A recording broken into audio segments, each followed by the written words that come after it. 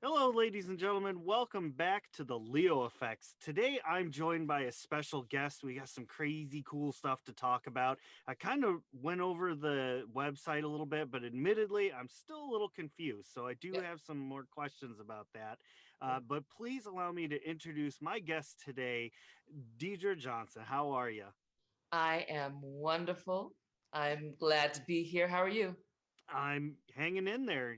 Today is a nice mild day, as we talked about in the pre-recording. So It's gorgeous. It's gorgeous. it is. This Um, is the perfect kind of day for, doing what we need to do. Absolutely. I'm actually going to go downtown a little later on and do a drive-by of the Christmas tree in Rockefeller Center. Oh, Because of COVID, we can't go in because they're limiting right. crowds so much, right? So I'm going to Exactly. meet a friend. We're going to take a gander at that beautiful tree, and then we're going to go have a cocktail. Oh, there you go. I was lucky enough to see that last December around Christmas time. We took a trip down to the city and we were taking a horse carriage ride. Oh, And nice. we went past Rockefeller Center and Times Square and all that. It was really beautiful. So gorgeous. Yeah, I These are the loved it. times that I'm really happy that I live in New York City. Yeah, especially when things aren't so cramped and busy right now, right? Absolutely. Absolutely. Well, let's kind of jump right into this about, why you're here and what we have to talk about. And the first thing I kind of want to touch on and get your input Yeah. is your VO part of your career. Yes. Now, are you kind of like exclusively commercials, video, like instructional videos, or do you do like cartoons, or what extent do you do voice work? Well, my voiceover career is really at the beginning. I'm still in the being coached stages. I'm working out with Larry Hudson, who has a workout group every Saturday. I think he does it Wednesdays and Saturdays. So I work out with this group. What we do is we get together, we read copy, we direct one another, and we have a really great time. It's a very supportive community. My background is also as an actor. I did some theater work for a while on some off Broadway stages, and I met some incredible people. And I also had the opportunity to sing at the famous Duplex Cabaret here in New York City, down on Greenwich Village, Oh, on wow. Christopher Street. So that was a really great time of my life. So acting and singing, they are things that I've always wanted to do my entire life, and I just never did it. And at some point, I thought, if I don't do this, one day it may be too late. I Okay. was Yeah. very unfortunate to have lost my mother when she Oh, was in her 40s. So I'm as sorry to I hear that. approached 40, I thought, tomorrow I could die tomorrow and I will never have tried any of these things, right? So I started taking classes at HB Studios, and then I took some other classes at the Atlantic Theater Company. And then I joined a theater, an off-Broadway theater group, and it was just wonderful. I got to do a little Shakespeare. I got to do some comedy. Um, and it was just a wonderful time. So I want to keep that creative part of my life alive. So that's why I headed down the path of voiceover. And it's, I think people think that voiceover is easy. And I think they think that I had somebody I met at a New Year's party last year at a friend's house, and he had a great voice, right? And so I happened to say, "Hey, you got a really nice voice," and then I left it at that. And as we spoke, we talked about what we did, and I said, "Well, I'm working my way into voiceovers, but at this point, I had been coaching and doing all the stuff that I needed to do." And I don't know what he did. He did something else. But I ran into him on the street and he said, "Oh, can you send me some information about how to become a voice actor?" And I said, "Sure." And I sent him a whole slew of stuff. You have to get coaching. You have to take acting classes. You have to do a little improv. You have to investigate equipment. join some voiceover groups and just watch and see what people talk about. Never heard from him again. People don't realize what a commitment it is. You know, it. Super, super commit. A lot of money and a lot of commitment. And it's not about your voice, right? Right. It's about your interpretation and your ability to tell a story in a way that um, is beneficial to the listener, the buyer, Yeah. right? Yeah. And it's much more than the voice. Hmm. And even in the beginning, when I first started, um, Larry Hudson would say, "You're listening to yourself. You're listening to yourself." And I think, "What are you talking about?" And then I'd listen back and I'd go, "Oh, I was making it sound pretty." Right. Yep. And it's not about sounding pretty, right? Exactly. Am I clear? Am I getting the point across? What is the point of this story? Am I making that clear? Am I saying something that people want to hear more of? Right? And it's not Right. about the pretty. Exactly. It's, Yeah, doing what needs to be done. doing what needs to be done. Yeah. Absolutely. Yeah. But talking about, pretty, have you considered trying for Broadway shows? Um, no. Mm-mm. No. I enjoyed working on Broadway, and when I was really auditioning a lot and thinking, that I would um, try to become an actor. My focus wasn't really on Broadway because my internal clock is like I'm a lark. I'm up in the morning and at night I'm I'm ready for bed. So even when I was doing some cabaret stuff, right? We get there at 8, right? And then maybe I go up at 10. And I'm thinking, I want to be sleeping right now. I was much more drawn to television That's um, fair. and the idea of being on camera. That's Um, cool. yeah. And I think there's a part of me that was always like, if I'm on Broadway, if I'm on stage, I'm a flub a line and that'll be just horrible, which is not, right? Right. It just can lead to another beautiful moment. But I think I was always drawn to on camera more. But I had to work, so it was really hard to. And I'm a physical therapist by trade, so I couldn't just say, "So can you see my patients right now?" Because I have to go on an audition. You know Yeah, what I mean? I'm gonna go do this I'll thing. be back in a couple of hours. Just hold it down for me for a little bit. That's great. Yeah. Is there like a TV show or a project that you would really like to be part of? I've always loved Law and Order. Mm, Those shows I love. Um, where I'd be able to play something either very dramatic, where I'd be, having to, um, I don't know, just be like the authority, the person who is, in charge, or something comedic. Because okay. whenever I was in class, I was always given scripts that were sort of wacky and funny. So people always saw that thing in me, although I didn't see it in myself. But once I got the copy of the script and I was doing the role, yeah, I said, okay, yeah, I can see it. I can be kind of funny, kind Well, of you got to be wacky. careful not to get typecast, right? Well, yeah, that's true. That's true. Um, but let me see. And this is the funny thing. Even though I was always drawn to acting, I can't say that I have a favorite or I had a favorite actress. Right? Hmm. I was always I could tell you like my top 5 favorite actors. Right? Gene Hackman, Hmm. Al Pacino, Denzel Washington, Don Cheadle, Bobby De Niro. That's a Right? wonderful top five. And then I was always like stretching for my favorite actress. Um, I would say Alfre Woodard is, right up there, Mm-hmm. one of the great ones. Meryl Streep for sure. Absolutely. Um,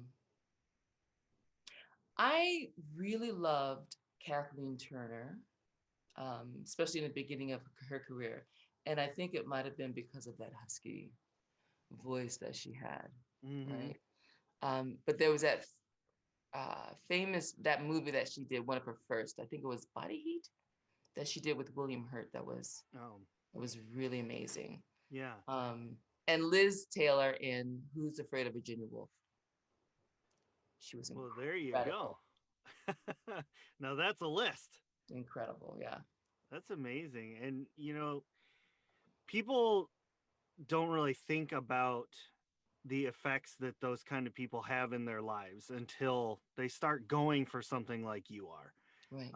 So, kind of turning the tables a little bit and having you affecting someone else's life as a beginner yourself and learning all these things about the VO industry. What advice, you kind of touched on this with your story earlier.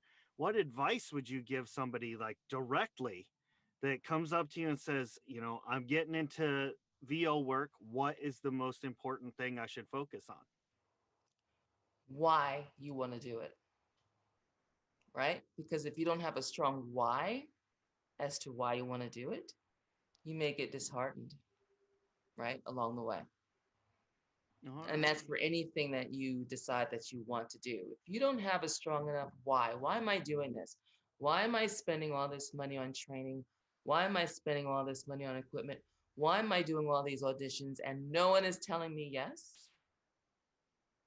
Then you're not going to do it. You have to have a strong why. It has to be like, this really gives me joy. I really love this community. I really want to be creative. I really enjoy the process of auditioning because if you don't enjoy the process of auditioning, forget it, Mm-hmm. right? And then Right. you have to think of it. The other part of it that I think people don't think about is that it is a business and you have to know about marketing and you have to know about billing and collecting payments and accounting and all that stuff. And, that's kind of like nobody wants to do that, but it's super important. So I would say that the biggest thing to know is why. Then, then you have to get coaching. And then you have to practice and you have to practice and you have to practice and you have to do a little something every day to further your technique and your skills. Um, and yeah, and just get on some voiceover groups and just you don't even have to participate. Just watch, read, and learn and see what people are saying about the career. Right? I think that are the things that I would say first, and then understand that you're going to expend much more money in the beginning than you're going to get back, right? And Isn't that don't a sad expect, truth? yep, and don't expect that your first 10 auditions are going to result in a yes Yeah. Yeah. because they're not. Right. You're going to hear a lot more no's. Lot more no's, and that's with acting too. And I had been in situations where I'd go for a read, go to do a partner read for the director. Mm-hmm. And then I wouldn't get it because there was one I went to where they just wanted someone taller, Oh my right? gosh. So the partner that I read with said, "You were by far the best one, but they just wanted somebody taller." You Oh, can't, you you can't help that. right. You Right. can't, you can't, you cannot control that. You can walk into an audition and give the audition of your life and you remind the director or the casting agent of their sister-in-law that they hate. You're not getting that role. That's true. It's not going to happen, Yeah. you Oh, know.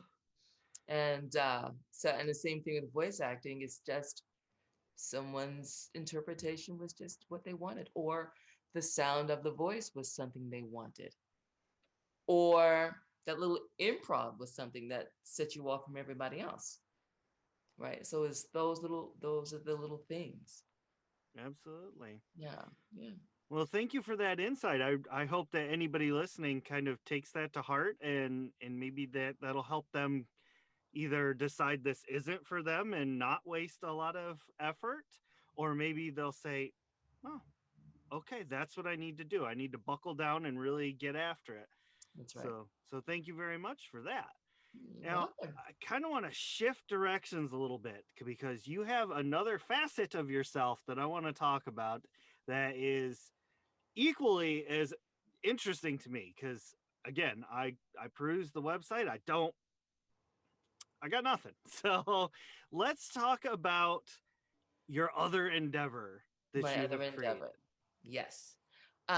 So by background, I am a massage therapist and physical therapist. I've been these two things for over 25 years.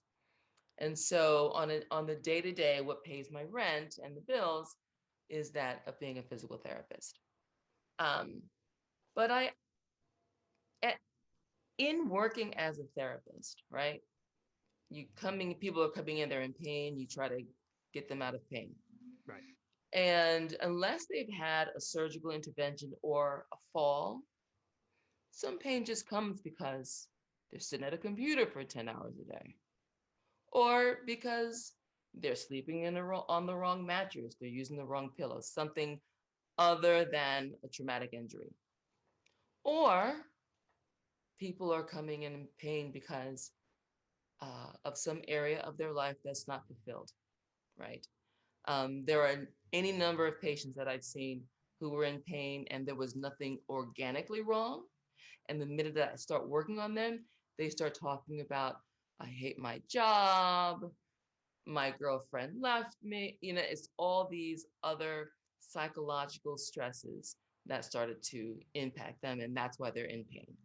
Okay. Or they're doing so much for others, no one's doing for them. So the hour that they're with me, I'm taking care of them and they can get all of their needs met there. Uh-huh. So I decided that what I wanted to do was I didn't want to do physical therapy the way physical therapy is done, where you're in an office and you're seeing like 20 patients a day. I didn't feel that was effective.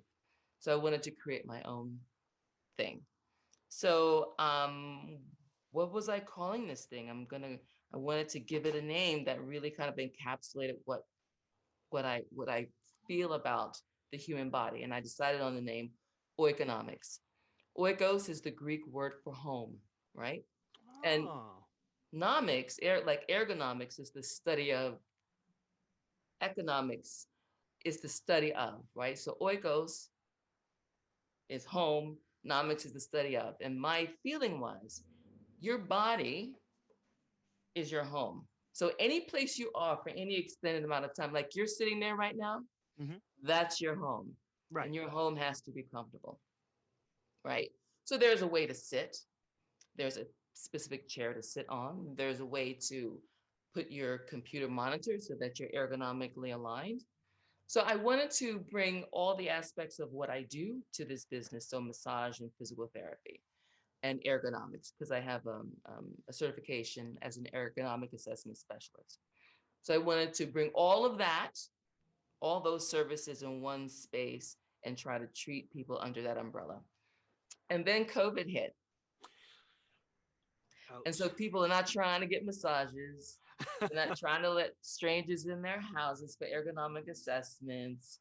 They're not trying to do physical therapy in person right now. Right, right. Yep. So I said, how can I shift this? And then I thought that because there is a wellness component to everything that we do, I started to think, okay, well, I can make this a wellness space where people can contact me if they have issues about, I can talk to you and we can discuss what your home is like in terms of your bed, your pillows, your whatever. But let's make it even more than that. I started thinking, well, what is wellness? When people think of wellness, what do you think of when you hear the word wellness? Um, like feeling good. The absence of illness, right? Right. Yeah. either physically or psychologically. But this deeper, much deeper than that, there are components to wellness. There are 8 of them, right? There is your emotional wellness. How do you relate to people in your life? How do you react to situations? Do you reflexively react if somebody knocks into you on the street? Do you curse them out? Or do you just say sorry, even if it wasn't your fault? Because if you do engage them, what is that going to look like? You don't Yeah. know, Yeah. right? So there's emotional wellness, your ability to react in a positive versus negative way. There's environmental wellness on a macro level. Are you taking care of the environment? Do you litter? Is your carbon footprint wide or is it small? Do you conserve energy? And on a micro level, what's your home space like? Is it comforting when you walk in your door? Do you want to be there? When you shut your door, are you happy to be home? Or is there a mess to be dealt with, which is another form of stress, right? There's financial. What does your money look like? Is that another source of stress because you don't have enough of it? Right? That Right. is stress, right? And people think of money, people go, oh, well, money is not important. Money is important in that it gives you options, right? It determines what kind of medical care you get, what kind of dental care you get, like all those things, Right. right? Yeah. You have emotional, environmental, you have financial, you have intellectual. Are you stimulating your mind? Um, are you reading books? Are you learning something new all the time? Or are you stuck? And if you have a feeling of not being in motion in your life, that's a form of stress as well. And then there's social. Um, do you have people in your life that reflect areas of your life? Like if you're reading, do you have a book club of people where you can connect where they're doing that thing? Or do you have, if you like to crochet or knit or play music, do you have those connections with those people so that you have a broad social network? Then there's spiritual. Um, do you have a spiritual practice that connects you, whether it's religious, right? Whether you go to church or whether you meditate, and are you making those people a part of your life? So I just wanted to bring all those components to wellness.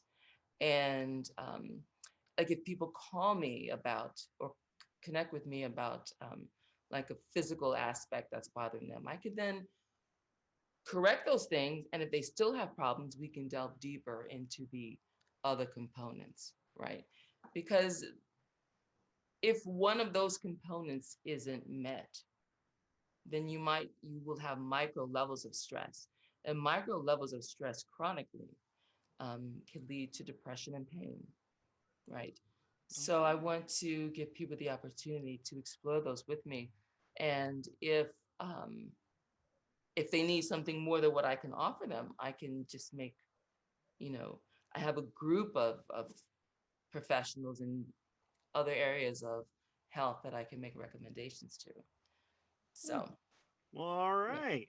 So that's And the way that I wanted to practice wellness because that's we're awesome. we're we're whole people Right. and we're multifaceted and those all those need to be addressed. It can't just be my arm hurts.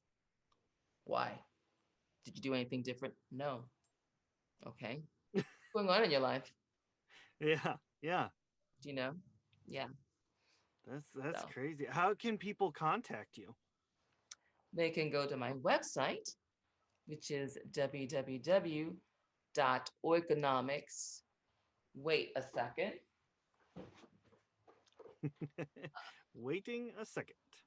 Wait There a we go. second. This is my book that I wrote. Awesome. So let me spell Oikonomics because people go, what? So it's www.oikonomics health Or they can call me at 347-292-8527. Wonderful. And I'm going to provide a link to your website in the description of the podcast and video on YouTube. So Okay. one click shopping. Yay! And who knows, maybe after things get a little bit better and, this whole COVID thing kind of subsides a little bit, business will probably be booming because I imagine that people are going to be pretty stressed out and ready for a massage. Really, yeah, for sure. And I'm just hoping for, you know, a, a rapid end to this once now that we have a possibility of a solution in sight. And Absolutely. I just want people to wear their masks and stay away from one another for now. Anyway, I mean, it's very difficult, right? Not being able to hang out in a restaurant with your friends, and it is Yeah. very difficult, but Yeah. we have to take care of each other now by staying away from each other. That's exactly right. Let's put the mask on so the vaccines can work. Right.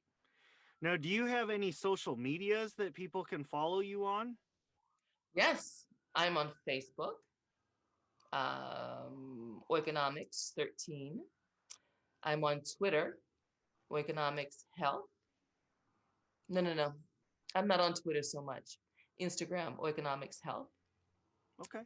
And yeah. All right. Well, again, I will provide links to those. So hopefully people can get on over there nice and easy and follow along and see what's going on with you and maybe learn a thing or two along the way. Thank you very much, Leo. Yeah. Thank you very much for coming on the show today. It was an absolute delight talking to you. And hopefully in the future, maybe when all this is over and you've got some more stuff coming out, and maybe when you're on Broadway, you can come back on and Law and Order, SVU. there you go. Chicago PD. Right. We'll talk about that. That'd But be fun. again, thank you very much for coming on the show. Thank you for inviting me. It was a pleasure. Absolutely. And thank you to everybody who tuned in to check this out. Make sure to get over and click these links and get over there to the socials and the website and order. Get that book and get yourself better. This is the time to do it. Everybody's stressed out right now. We could all use a little calm sanity in our lives. So thank you all very much for watching, and we'll see you all next time. Oh, now that was an awesome interview. Thanks so much for listening. You all are so great. And don't forget to head to Facebook, Insta, and Twitter and follow The Leo Effects. If you want to hear some comedy and ridiculous voices, check out Shattered Dungeons on YouTube and all other places podcasts can be heard. And you'll hear me voicing crazy characters, usually pretty terribly. So thank you so much. You all are the absolute best. And we will see you all on the next episode.